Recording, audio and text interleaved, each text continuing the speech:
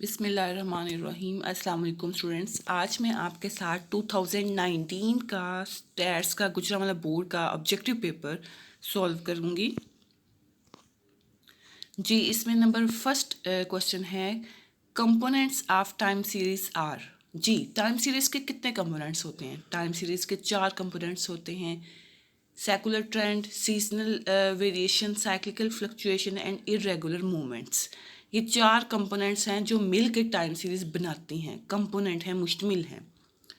तो इसमें फर्स्ट में 4 ऑप्शन है, यानी कि ए ऑप्शन। नंबर 2 क्वेश्चन है, systematic component of error is called. ये बाइस होता है, बी ऑप्शन है इसमें। सेकंड वाले में बी ऑप्शन है कि सिस्टमैटिक कंपोनेंट है ना जो एरर का, वो उसको हम बाइस कहते हैं। और बाइस आपको पता है ना, बाइस की डेफिनेशन क्या होती है? Difference between expected value of estimated and true value of population parameter. कि expected value of x bar minus mu, ठीक है, ये इसकी बाइस की डेफिनेशन होती है। नंबर 3 क्वेश्चन है, t distribution is used when population is normal. T distribution कब इस्तेमाल होती है? जब पॉपुलेशन नॉर्मल हो। या बी ऑप्शन है सिग्मा स्क्वायर इज अननोन, या तीसरी ऑप्शन है सैंपल इज स्मॉल, या ऑल ऑफ दीज। तो याद रखें इसमें ऑल ऑफ दीज की ही ऑप्शन आती है, कि डी ऑप्शन आती है कि सिग्मा अननोन होना भी ज़रूरी है, सैंपल का स्मॉल होना भी ज़रूरी है, और पॉपुलेशन का नॉर्मल होना भी ज़रूरी है। ये तीनों ऑप्शन होंगी तो हम ऑल ऑफ दीज यानी कि डी ऑप्शन में हम इसमें जाएंगे और टी डिस्ट्रीब्यूशन इस्तेमाल हो सकेगी इन तीनों ऑप्शन की मौजूदगी में। चौथा क्वेश्चन है, for r cross c contingency table the number of degrees of freedom equals. जी, आपको पता है ना डिग्रीज ऑफ फ्रीडम किसके बराबर होता है? R-1 C-1 से, इनके दोनों का प्रोडक्ट है। सी ऑप्शन इसमें आ जाती है, 4 में सी ऑप्शन आ जाती है, r cross c contingency table. पांचवा इसका क्वेश्चन है, 1 - अल्फा इज आल्सो कॉल्ड।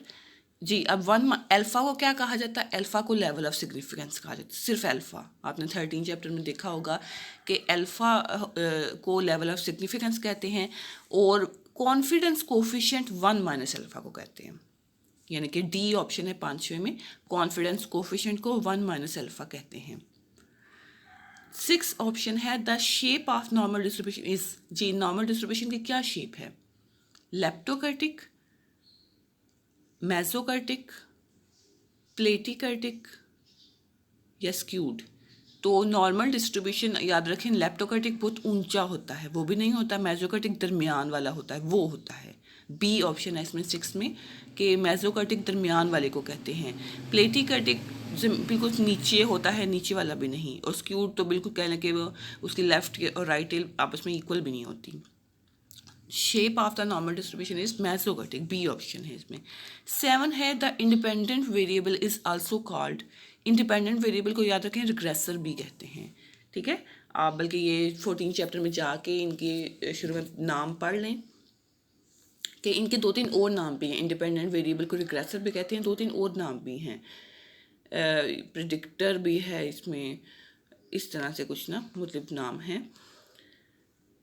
8 है, the mean of standard normal distribution is. जी, स्टैंडर्ड नॉर्मल डिस्ट्रीब्यूशन का मीन क्या होता है? आपको पता है वैसे तो mean mu and sigma square होता है, लेकिन स्टैंडर्ड नॉर्मल डिस्ट्रीब्यूशन में 0 और 1 हो जाता है। इनके मीन 0 और स्टैंडर्डेशन 1। तो मीन इसमें फिर 0 यानी कि ए ऑप्शन है। 8 में ए ऑप्शन आ गई। The mean deviation is normal distribution is, यानी कि मीन डेविएशन का पूछा जा रहा है कि नॉर्मल डिस्ट्रीब्यूशन में किसके बराबर होती है? 4/5 सिग्मा के बराबर होती है। या प्रॉपर्टीज़ में 10 चैप्टर की प्रॉपर्टीज़ हैं, उसका ये क्वेश्चन है कि बी ऑप्शन है इसमें, 4/5 सिग्मा के बराबर होता है मीन डेविएशन।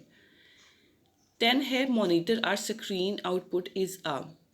ये वैसे कंप्यूटर का क्वेश्चन है, ये आपका पेपर में नहीं आएगा स्मार्ट सिलेबस के अकॉर्डिंग, लेकिन फिर भी मैं आपको बता देती हूँ कि मॉनिटर या स्क्रीन पे आपको जो कंप्यूटर में नज़र चीज़ आ रही होती है उसको हम सॉफ्ट कॉपी कहते हैं। बी ऑप्शन है इसमें, सॉफ्ट कॉपी।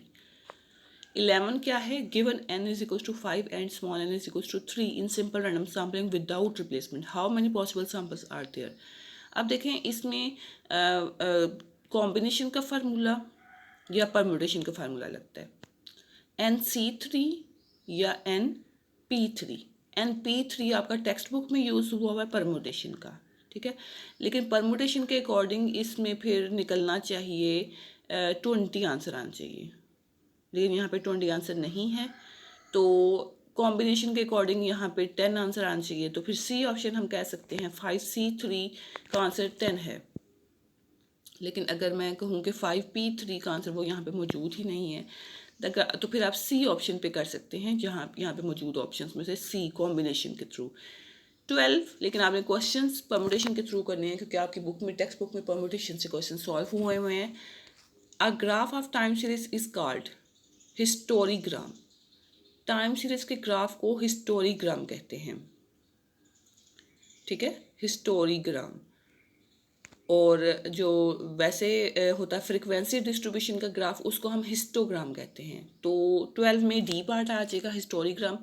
13 क्वेश्चन है, the coefficient of correlation lies between.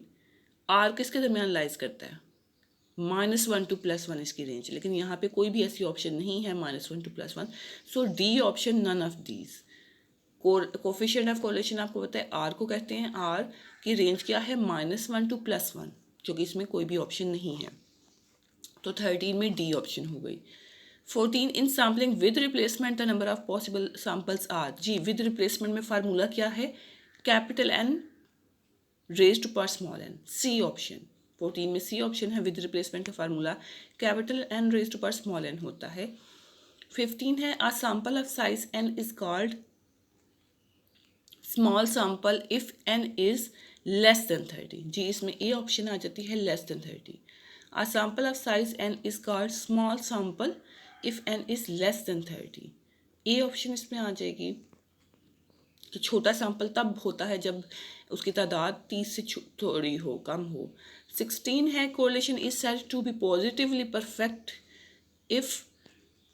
Positively perfect कब होगी? जब आर की वैल्यू +1 होगी, क्योंकि आपको पता है आर की रेंज -1 to +1 है, तो -1 to +1 में सबसे ज़्यादा वैल्यू +1 है, तो पॉजिटिवली परफेक्ट तभी होगी, यानी कि सी ऑप्शन। 17 है, association measure strength of relationship between. Association measure strength of relationship between, किसके दोनों के दरमियान एसोसिएशन होती है? एट्रीब्यूट्स, ए इसमें ऑप्शन है। आपको पता है ना, कोरिलेशन वेरिएबल्स के दरमियान मैयर करती है, यानी कि उसमें बी ऑप्शन होना था, लेकिन अभी एसोसिएशन का जिक्र है, तो एसोसिएशन ए ऑप्शन है, एट्रीब्यूट्स, ठीक है। आई होप आपको इसकी समझ आ गई होगी, और आपने कुछ भी पूछना है तो आप मुझसे पूछें। और नेक्स्ट अब मैं 2018 का डिस्कस करने जा रही हूँ। जी स्टूडेंट्स, अभी आपके सामने 2018 का गुजरांवाला बोर्ड का MCQ सब्जेक्टिव पेपर है, लेकिन ये 17 मार्क्स इसके होते हैं और मिनिमम टाइम 20 मिनट्स, तकरीबन 1 मिनट में आपने एक MCQ सॉल्व करना है इसके लिए। जी, पहला पार्ट है computers which are commonly used in offices are called. ये वैसे 17 चैप्टर का क्वेश्चन है कंप्यूटर का, जो कि स्मार्ट सिलेबस में नहीं है, लेकिन आपको फिर भी बताती हूँ कि इसमें बी ऑप्शन है, डिजिटल कंप्यूटर्स, यानी कि जो ऑफिसेस में यूज़ होते हैं वो डिजिटल कंप्यूटर होते हैं, बी ऑप्शन पहले में। 2 है, the graph of time series is called historigram. ये भी पिछले पेपर में भी क्वेश्चन आया है कि ग्राफ ऑफ टाइम सीरीज का ग्राफ को हिस्टोरीग्राम कहते हैं, यानी कि बी ऑप्शन इसमें आ गई। 2 attributes x and y are called positively associated, यानी कि आपको पता है ना, एक्स और वाई इंडिपेंडेंट कब होते हैं दोनों एट्रीब्यूट्स? जब वो इक्वल का साइन हो, यानी कि बी ऑप्शन में देखें इक्वल का साइन मौजूद है। इस इक्वल के साइन की वजह से ये इंडिपेंडेंट का वर्ड आना था, लेकिन यहाँ पे एसोसिएटेड का वर्ड है, तो एसोसिएटेड सिर्फ होता तो नॉट इक्वल होना था, यानी कि ए ऑप्शन, लेकिन यहाँ पे पॉजिटिवली एसोसिएटेड है। पॉजिटिवली एसोसिएटेड का मतलब है ग्रेटर का साइन होना ज़रूरी है, तो सी ऑप्शन, थर्ड क्वेश्चन में सी ऑप्शन होगी हमारे पास कि ए एक्स और वाई एट्रीब्यूट्स पॉजिटिवली एसोसिएटेड तब होंगे जब ग्रेटर का साइन आ जाएगा, यानी कि सी ऑप्शन। 4 है, correlation coefficient always lies between. ये देखें, ये भी पिछला क्वेश्चन ही रिपीट हो रहा है, पिछले पेपर में अभी डिस्कस हुआ है कि आर की रेंज -1 to +1 होती है, यहाँ पे ऑप्शन मौजूद है। 4 में ए ऑप्शन है, correlation coefficient lies between -1 to +1। पांचवा है in estimation if we find single value then it is called, जी अगर सिंगल वैल्यू हम एस्टिमेट करें तो उसको हम पॉइंट एस्टिमेशन कहते हैं। पांचवें में बी पार्ट है कि आपको पता ना एक सिंगल वैल्यू में आंसर दे दें तो उसको पॉइंट एस्टिमेशन कहते हैं, एक रेंज ऑफ वैल्यूज दें तो उसको हम इंटरवल एस्टिमेशन कहते हैं। जी पॉइंट एस्टिमेशन इसमें आ गई। Any hypothesis which is accepted when null hypothesis is rejected. जी जब हम नल हाइपोथेसिस यानी कि H0 को रिजेक्ट करते हैं तो फिर हम किसको हम एक्सेप्ट करेंगे, H1 को, ऑल्टरनेटिव हाइपोथेसिस को। जी नल हाइपोथेसिस को रिजेक्ट करने का मतलब है कि हमने एक्सेप्ट करना है ऑल्टरनेटिव हाइपोथेसिस, सी ऑप्शन इसमें आ जाती है।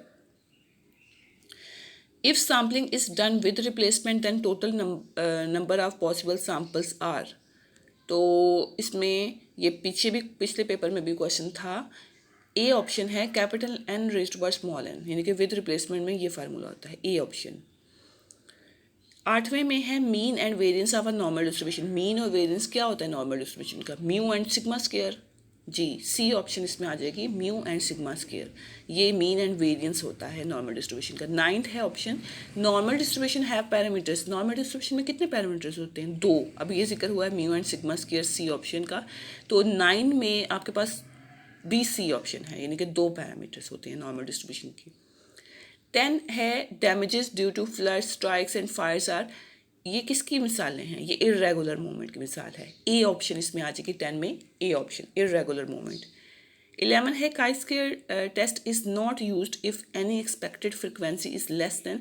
ये वैसे 15 चैप्टर का क्वेश्चन है, हो सकता है कि आपका पेपर में ना आए क्योंकि 15.2 है कि इससे रिलेटेड है तो इसमें, लेकिन मैं आपको बता देती हूँ कि काई स्क्वायर टेस्ट में अगर एक्सपेक्टेड फ्रिक्वेंसी 5 से कम हो जाए ना तो हम उस पर अप्लाई नहीं कर सकते जब तक उसको हम एड अप करके पिछलों में मर्ज ना कर लें।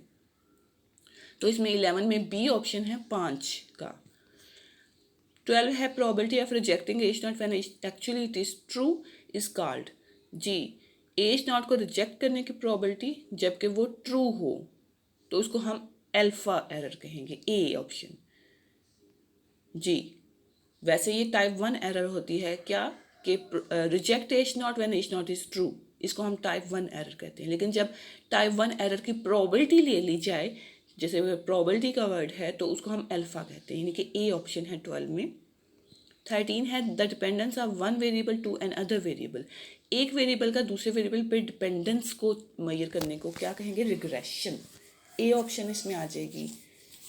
14 क्या है, mu x bar is equals to mu. ये फार्मूला होता है सैम्पलिंग में, if sampling is done with replacement में ये फार्मूला होगा या विदाउट रिप्लेसमेंट में होगा। जी ये दोनों में यही फार्मूला होता है, दोनों में हम म्यू एक्स बार को म्यू के बराबर ही रखते हैं, यानी कि ये वेरीफाई करते हैं, प्रूव करते हैं। तो इसमें सी ऑप्शन 14 में आ जाएगी, with replacement and without replacement दोनों, ए बी।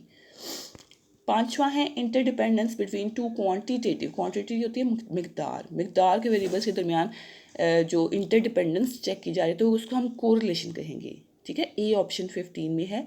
आपको पता है ना एसोसिएशन दो एट्रीब्यूट्स के दरमियान रिलेशन होता है। अब पिछले पेपर में आपसे ये पूछ लिया गया था कि दो एट्रीब्यूट्स के दरमियान क्या रिलेशन होता है, उसको क्या कहते हैं, उसको हम एसोसिएशन कहते हैं। अभी पूछ लिया गया है दो वेरिएबल्स के दरमियान यानी कि क्वांटिटी वेरिएबल्स के दरमियान रिलेशन को हम क्या कहते हैं, कोरिलेशन, ए ऑप्शन।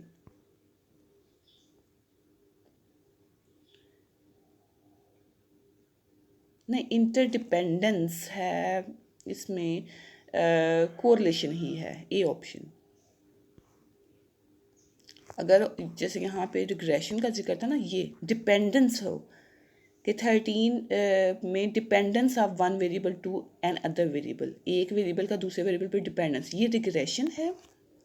लेकिन ये जो इंटरडिपेंडेंस है ना ये कोरिलेशन होगी 15 में। 16 है number of observation falling in a sample are called. Sample के अंदर जितनी तादाद लाई कर रही है उसको हम क्या कहते हैं, सैम्पल साइज कहते हैं उसको हम, ए ऑप्शन है। 17 है in standard normal distribution mean and variance respectively are. Standard normal distribution में आपको पता है मीन 0 के बराबर होता है, वेरिएंस 1 के बराबर होता है, 0 एंड 1, ए ऑप्शन। ये पिछले पेपर में आया है, इसमें भी आया है।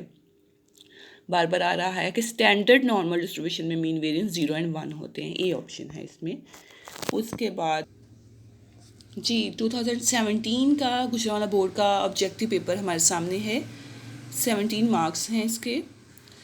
पहला पार्ट है in a normal distribution whose mean mu and standard deviation sigma the value of quartile deviation. इसमें क्वार्टाइल डेविएशन किसके बराबर होता है, याद रखें क्वार्टाइल डेविएशन 2/3 सिग्मा के बराबर होता है, यानी कि सी ऑप्शन इसमें आ जाती है 2/3 सिग्मा।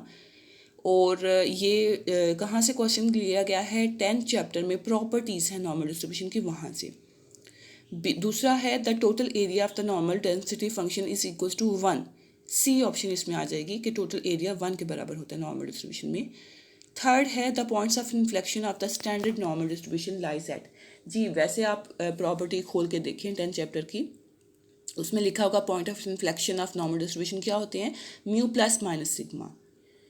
तो म्यू प्लस माइनस सिग्मा, लेकिन वो नॉर्मल डिस्ट्रीब्यूशन के होते हैं। तो स्टैंडर्ड नॉर्म में आपको पता है म्यू 0 हो जाएगा, तो म्यू की जगह अगर हम 0 लगा दें, प्लस माइनस सिग्मा, सिग्मा की जगह 1, तो फिर वो प्लस माइनस 1 ही रह जाएगा ना, 0 तो ख़त्म हो गया म्यू वाला।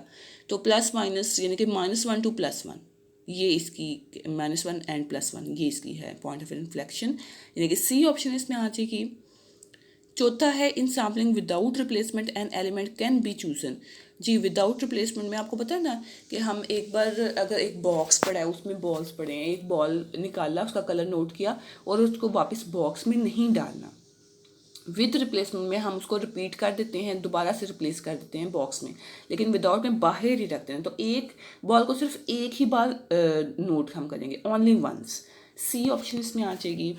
Random sampling is also called, random sampling को और क्या कहते हैं, प्रोबेबिलिटी सैम्पलिंग कहते हैं, ए ऑप्शन, यानी कि रैंडम सैम्पलिंग को प्रोबेबिलिटी सैम्पलिंग कहते हैं और नॉन रैंडम सैम्पलिंग को नॉन प्रोबेबिलिटी सैम्पलिंग कहते हैं। छठा है the standard deviation of any sampling distribution is called. जी किसी भी सैम्पलिंग डिस्ट्रीब्यूशन में जब स्टैंडर्ड डेविएशन आ जाता है ना, होता वो स्टैंडर्ड डेविएशन ही है लेकिन सैम्पलिंग का होता है, तो उसको हम स्टैंडर्ड एरर कहते हैं, ए ऑप्शन इसमें आ जाएगी। 7 है the value of an estimator is called, estimator की वैल्यू को एस्टिमेट कहते हैं, बी ऑप्शन इसमें आ जाएगी। The value of an estimator is called estimate, b option.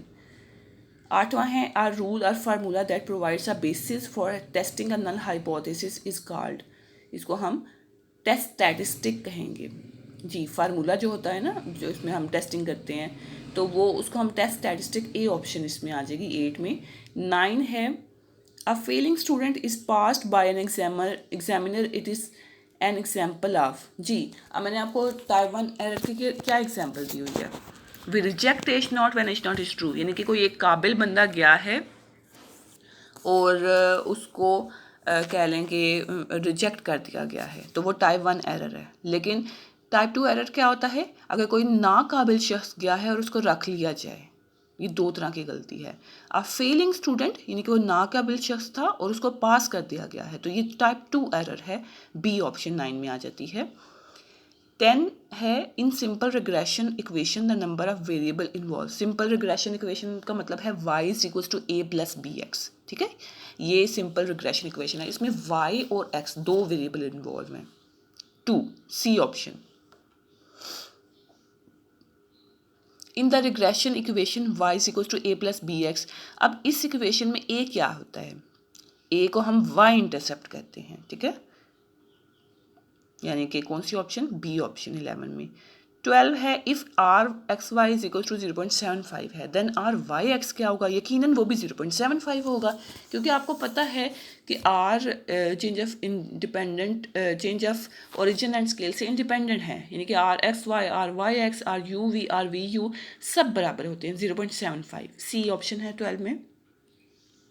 13 if two attributes A and B are independent then the coefficient of association क्या होगी। जी अगर दोनों इंडिपेंडेंट हैं और B, तो यकीनन उनमें कोफिशिएंट ऑफ एसोसिएशन 0 होगी, क्योंकि कोई एसोसिएशन है ही नहीं, तो ये आज़ाद है ना, सी ऑप्शन इसमें आ जाएगी 0। The shape of the chi square distribution depends upon degrees of freedom, b option इसमें आ जाएगी कि काई स्क्वायर की जो शेप होती है ना, वो डिपेंड कर रही होती है डिग्रीज ऑफ फ्रीडम पे, बी ऑप्शन। डैमेजेस अभी देखिए 15 वाला रिपीट हुआ है, पिछले पेपर में भी आया था, damages due to flood, strikes, fire and political disturbance is irregular. ये डी ऑप्शन है इसमें कि ये इरेगुलर मूवमेंट की मिसालें हैं। A second degree parabola has, अब सेकंड डिग्री पैराबोला का मतलब है कि इक्वेशन हो y is equals to a plus b x plus c x square. तो इसमें a b c 3 कॉन्स्टेंट्स आ गए हैं ना, 3 कॉन्स्टेंट्स, सी ऑप्शंस। 17 है all the arithmetic and logical manipulation is done by the b option, इसमें arithmetic logic unit, इसको ALU भी कहते हैं, b option arithmetic logic unit, ठीक है। इसमें होगा सॉल्व। आई होप आपको स्टूडेंट समझ आ गई होगी। ये 3 साल के पेपर डिस्कस किए गए हैं। अगर आपको फिर भी मज़ीद कुछ और पेपर मिलते हैं, अगर आपको वो सॉल्व करवाने हैं तो मुझे सेंड करें, मैं आपको सॉल्व करके सेंड कर देती हूँ। और आपका इंशाल्लाह 10 को पेपर है, तो अच्छी सी तैयारी करें। और पेपर वाला भी आप जो क्वेश्चन पेपर होगा वो मुझे सेंड कीजिएगा, मैं उसको आपको एक्सप्लेन करूँगी कि किस किस चैप्टर से या क्या क्या फार्मूला था इसका। Thank you so much. अल्लाह हाफिज़।